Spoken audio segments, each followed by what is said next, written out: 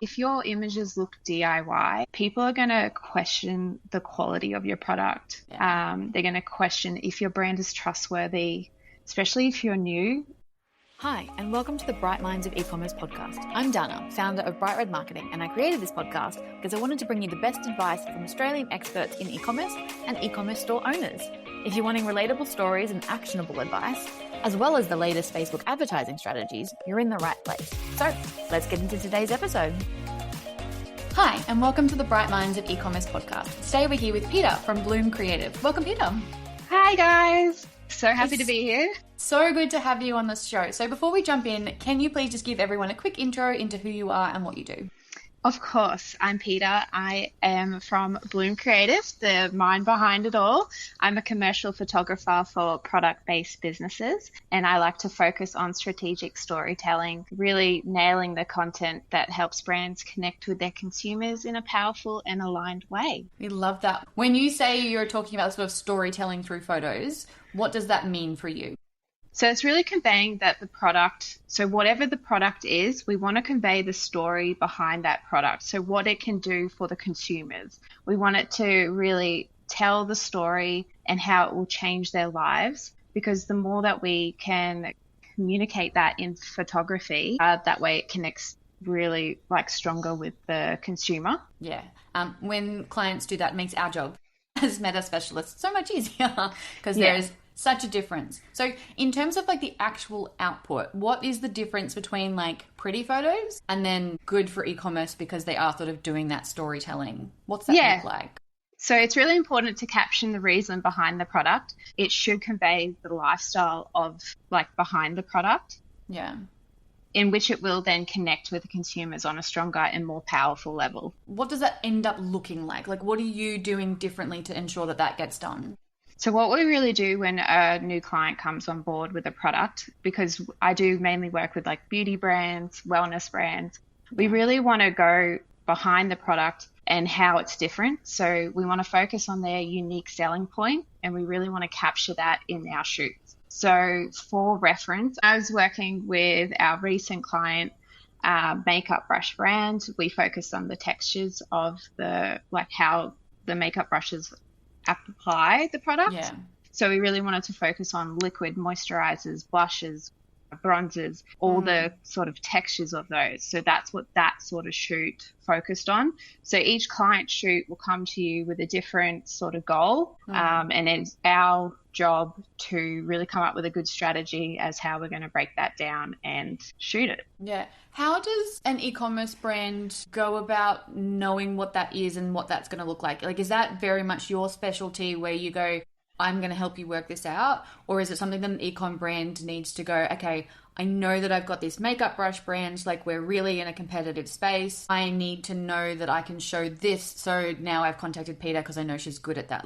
Is it a bit chicken and egg, or is it, your job or their job to sort of work that out? It really depends when they come to us. So some brands really know what their brand is all about, what their product does, how it changes their consumers' lives. Some brands don't have any idea. So when they come to us, we can help guide them to what they want their shoot to be about, what message they want to convey, things like that. Yeah, I think that's so important. I think there are so many e-commerce brands, and we had another podcast interview earlier where we've talked about this, where it's the e-commerce space now is so crowded that we really need to find these points of difference, and we really need to be able to articulate them and, in your case, show them. And I do think that sometimes showing is better than telling, which I think is where you come in. 100%. What's that saying that a picture says 1,000 words? Yeah. Definitely. And I mean, we're ads specialists, so that's what we focus on. And it just makes such a difference when you have the right creative. You've got that photo shoot that really does articulate something rather than it just being pretty. Yeah, there's a big difference. Your photos that are based on strategy as well can always result in pretty pictures. But as long as they've got that sort of strategy behind them as to why we're doing that, it's not just a pretty photo. Yeah, wonderful. If a brand's looking at getting new photos done, what are some of the things they can do to get the most out of that photo shoot? Obviously, having that strategic game plan is obviously really important. Is there anything else that they can do to really get the most out of using someone like yourself? 100%. So when they come on board, we have a very strong pre-production procedure. Yeah. Because if you don't plan, it's planning to fail, isn't it? We're all up there with the quotes and the cliches today. I love it. Yeah. Well, it's such a big one because It's especially true though. say, so with our shoots, depending on the style of shoot, you're on a time limit. So Yeah. really, if you don't have that pre-production really nailed down, you're not going to get maximum value out of your shoot. Is there anything that you do differently knowing where the images are going to go? So, for instance, if they're doing a campaign sort of more specifically for like a website or for socials or for ads, for instance, is there anything that you do differently for those different areas? It really depends on their goal for the shoot. So if they come to us and they're like, we will go through where the images are going to be used, or what style of image they think, will be best in that area. A lot of the time, our campaign shoots are more based around lifestyle focus. So we're on location, we're shooting more on lifestyle. These are great for ads. These are great for website banners. So it's just making sure we're shooting both a concept of portrait and landscape, depending on what their ideal use of the image is. Yeah, I think that's the big one that we notice is what do you call it? Like the landscape versus portrait. Like oftentimes we'll get photos and it's like, they're all landscape and we need them to be story sized. Yeah. I suppose that's pretty bare basic for you guys to make sure that you're doing that. But I think it's worth noting for people that are listening that maybe it is their first photo shoot to be like, well, actually, I need to think about this. I need to know I'm going to use these for ads, but I also need them on my website. So I need to make sure I articulate that I want them for both. If you were planning the ideal shot list for a 2026 campaign, what would be sort of your essentials for a shot list in 2026 if people want really good results from their shoot? Yeah, that's a great question and something my clients always ask me because they do come on board and they don't know. So I would always recommend your product-based images. So that's ecom with the plain white background or colored background now if they prefer. I would always recommend a lifestyle image. I second that. Yeah, I think they're the strongest images you can really use to convey what the product is, what the product does, and how it will change their consumers' lives. Yeah. It's also the biggest point of difference because you can't really duplicate a campaign shoot, like a lifestyle shoot. So when people can see that, they can really recognize that brand. And then you've got your product shots, which are fun. So we can really elevate them and they're all product focused, and that's when we can add ingredients and things like that. They're sort of your main three style of images I would recommend starting with. But yeah, something we get asked a lot. Yeah, I'm loving those answers because I'm like, yep, I need those and I need those and I need those and they need them for the website, and like you've ticked all the boxes. So I think a lot of people don't have all three. No. And I think it is really hard to sort of work out where to start because obviously budget is a little bit tricky, especially when you're launching new brands. What point do you think that you sort of are past the like DIY, I'm going to take some photos on my own, and you need to start getting a professional for some of these things or to like fill in the gaps? When do you think you sort of get to that point? This one's a tricky one because I have been there. When I first started, I was actually an e-com owner myself in a homewares brand. Yeah. So that's actually where I learned product photography. Ooh, yeah. You've got a story. Yeah. So it's where I learned, good photos versus bad photos, what sells, what connects with the audience. Yeah, it makes a massive difference. So if you have a dud photo, I always say this to DIYers, I know that it can come down to budget, but trust is your major like thing online. Yeah. You want to really convey that across with strong images. If your images look DIY, people are going to question the quality of your product. Yeah. They're going to question if your brand is trustworthy, especially if you're new. And yeah, I think that's the biggest difference. Even if you're DIY, I would always 100% invest in quality product photography. Yeah, I think it makes a big difference. We've got a client at the moment who are newer and they are launching a new product and they've tried to do this launch shoot on their own. Mm-hmm. And we're just like, we need you to do this again, please and thank you. Because as you said, like it's so important to be building trust in those early days. And if you're not able to tell that story, if you're not able to articulate what it is that you do visually, like that's where so many people are sort of getting their experience with your brand. They're obviously not talking to you at a shop front. They're seeing an ad, they're on your website, they're on your socials. Like they really need to feel like your product is good. And I think so much of that comes from your photography. Yeah, definitely. I think it definitely conveys the quality of your product, and you want to convey that it's very trustworthy, especially in those early days when no one knows your brand yet. Yeah, for sure. And we're going to take a slight segue because you said you used to have an e-commerce business and now you are a e-commerce product photographer. Yeah. We have a lot of e-commerce business owners listening to this. What prompted that journey? Because that's fascinating. I actually discovered that my true love was creating the content behind the brand and not actually the products in my brand. Yeah, because I wasn't like a candle maker or anything like that. It wasn't actually my products. I used to source and stock a lot of small product based brands, and I quickly discovered that my passion was more about creating the content and taking the photos. I mean, I love this. I mean, a lot of times people get into business because they're really passionate about something, and then they start their e-commerce business and, you know, they have a great time. Other times, like me, we like being on this side. I just love that for you, your journey was start the e-commerce business, but actually find what you're passionate about after that. It was really good. Like, I really discovered what images connected with my audience, and it was really interesting on that side of things. Yeah. Oh, I love that for you. Yeah. Wonderful.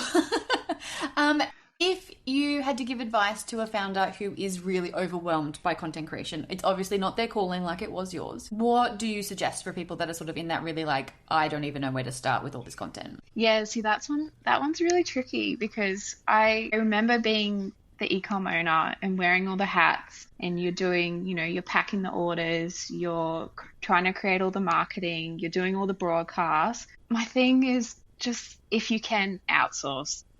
I am if it's not something if it's not something you're passionate about, you're not going to put the love into it, and then your audience is going to be able to see that in the images and content that you do create. But this is where you can outsource to so many different sort of creators as well. Like, there's product photographers, there's UGC, there's so many different people, and there are people that will still, like, if you are DIYing it in the early days, there are still people out there, new UGC creators, that can easily assist you on lower rates and things like that.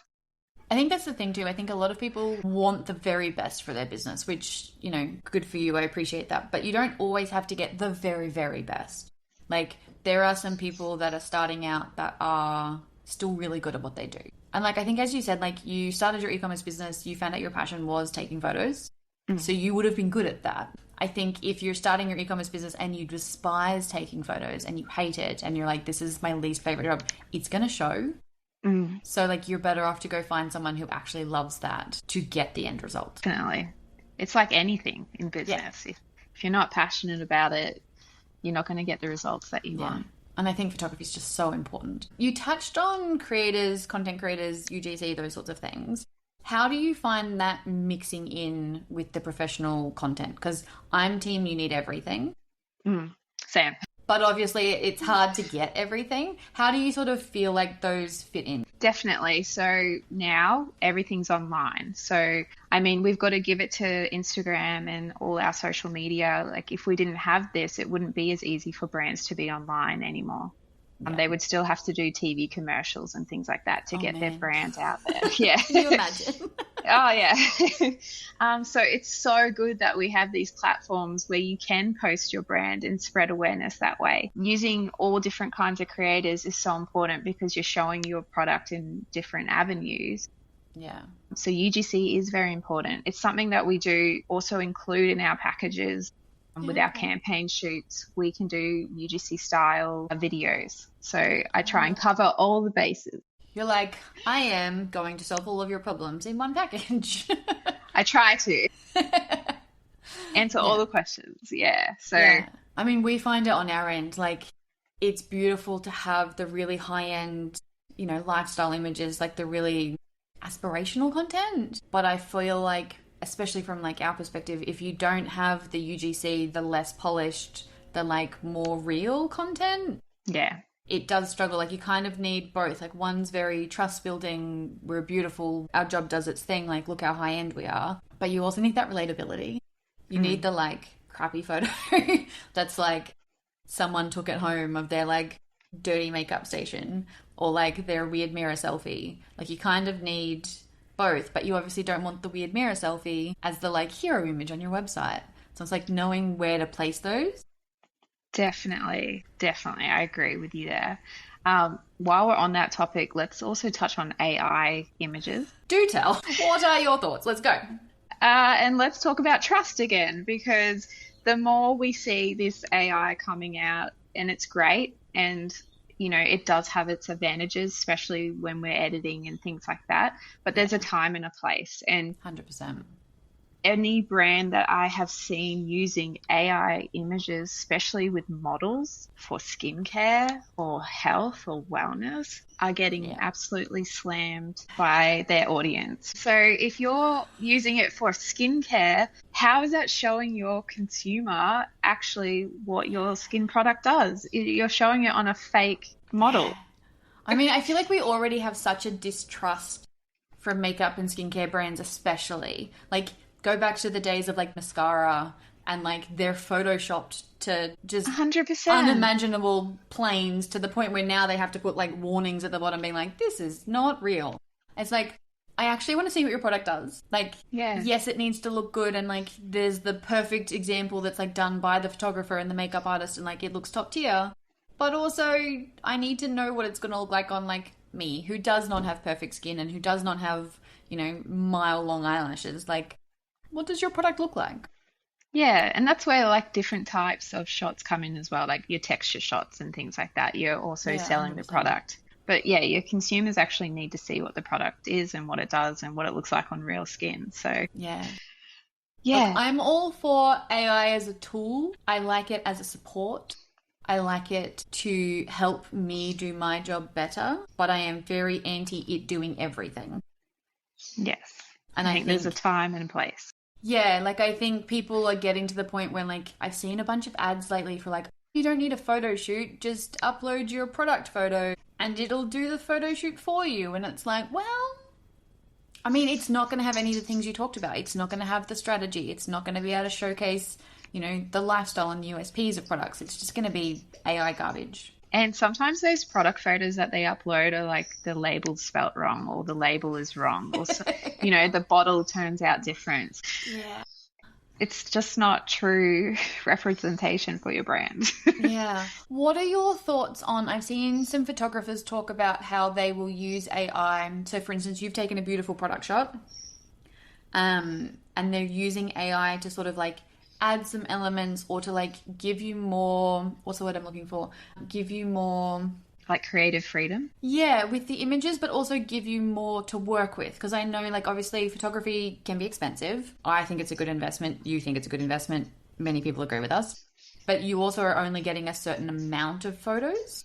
So like being able to use it to like extend the amount that you're getting from one shoot. What are your sort of thoughts on that? In terms of like privacy for you, in terms of that's your work that's being loaded, and also on brands using that as well? This is such a great question, because it's actually a very new area for product photographers. Yeah. And in our contracts, we have to specifically state now what can be used for AI, what can't be. Interesting. Yeah, it's actually to do with licensing. Yeah. A lot of the AI programs that brands use, the licensing is so up in the air at the moment as to where they're getting those images from that are generating those images. So it can be like copyright as well. It's such a grey area at the moment. Yeah. Where are you leaning on that? So like if a brand's got photos from you, what's your sort of stance on that for now? In my contract, I specifically I'm happy for cutouts. So if a brand wants to use it and cut it out, that's fine. It can't be changed though, because as a product photographer, it is our creative piece of work. Yeah. So cutouts are fine if it's an e-com product, and that's to be expected because it's to be used for marketing. Yeah. Otherwise, why would you do it? But if we've specifically done a styled shoot and you're changing backgrounds, you're changing colors, then that's ruining our creative artwork. Yeah. And it's in our contract, not allowed. Yeah, no, that's very fair. And what about you using them for that sort of like extension and like creative playing? Where do you sort of stand on that one? I love the thought of using AI to extend what product photography can do. Yeah. So even in Photoshop now, you can add certain elements so much easier than, actually having to physically try and do something. Yeah. Like I did a Halloween shoot recently, and it was adding like green potion to, the Yeah. to, what do you call it? The cauldron. Yep. And adding like steam effects and things like that. Things that you wouldn't necessarily be able to create. Yeah. Or like the effort that it would take to do that would not be worth it to like even play with. Yeah, so you can easily sort of do things like that, but it's totally up to the client and yourself as to what you're willing to sort of add in and what, the end result. All sort of comes back to what you were saying before too, around like the strategy and like why you're taking these photos. Yeah. Is this your first photo shoot and you just need the top 3? We need web images, we need ad images, we need some socials, like we just need a starting point? Or is this your 100th photo shoot and you're like, we need to like... There's only so many ways you can take a photo of a bottle. Like, we need to, like, play and be a little bit more creative. So I think it all really comes back to what we were talking about at the start of, like, why are you doing this and what are you wanting to get out of it? Yeah, definitely. Wonderful. Well, that brings us to the end. But if people are wanting to follow your work, learn more from you, work with you, what's the best way for them to find you and reach out? Okay, so I am... Peita.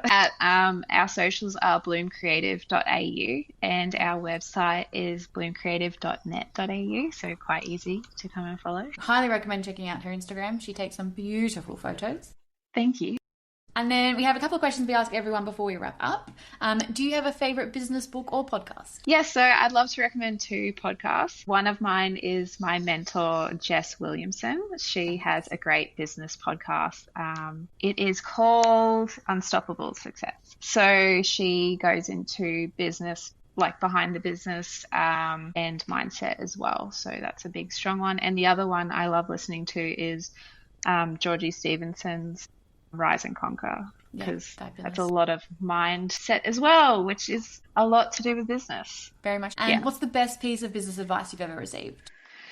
So this one's a tricky one. I feel like there's so much advice out there, but I think one that has stuck with me would be setting boundaries. I think it's just so important, especially for women founders, because we tend to be people pleasers. Was not in therapy talking about that with my psych yesterday. Sure. And it's something I think everyone can relate to. So just setting your boundaries in business, such a strong one there. It really is. Well, thank you so much for joining us today. It's been an absolute pleasure having you on the show. Thank you, and thanks for having me. Thank you for listening to the Bright Minds of eCommerce podcast. As always, you can find the show notes on our website at brightredmarketing.com.au. Just look for the podcast page. Thanks for listening.